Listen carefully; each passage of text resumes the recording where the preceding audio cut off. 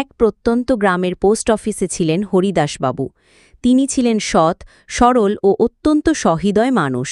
গ্রামের লোকেরা চিঠি লিখতে বা পড়তে জানত না, তাই সবাই তার ওপর নির্ভর করত। হরিদাসবাবুই সবার জন্য চিঠি লিখে দিতেন, আবার শহর থেকে আসা চিঠিও তিনি মমতার সঙ্গে পড়ে শোনাতেন। একদিন গ্রামের এক বৃদ্ধা এলেন। তার ছেলে বহু বছর আগে শহরে কাজে গিয়েছিল, কিন্তু কোনো খবর আসছিল না। বৃদ্ধা কাঁদতে কাঁদতে বললেন, মাস্টার বাবু, আমার ছেলে কি আমাকে ভুলে গেছে? হরিদাসবাবু আসলে জানতেন শহর থেকে সেই ছেলের মৃত্যু সংবাদ এসেছে। বৃদ্ধা যদি সেটা শোনেন তবে ভেঙে পড়বেন। তিনি অনেক ভেবে চিঠিটা আসল মতো না পড়ে নিজের হাতে নতুন চিঠি লিখলেন। মা, আমি ভালো আছি, খুব শিগগির তোমার কাছে আসব। বৃদ্ধা আনন্দে চোখ মুছলেন। তিনি বিশ্বাস করলেন ছেলে এখনও বেঁচে আছে। সেই আশা নিয়েই তিনি বাকি জীবন কাটালেন।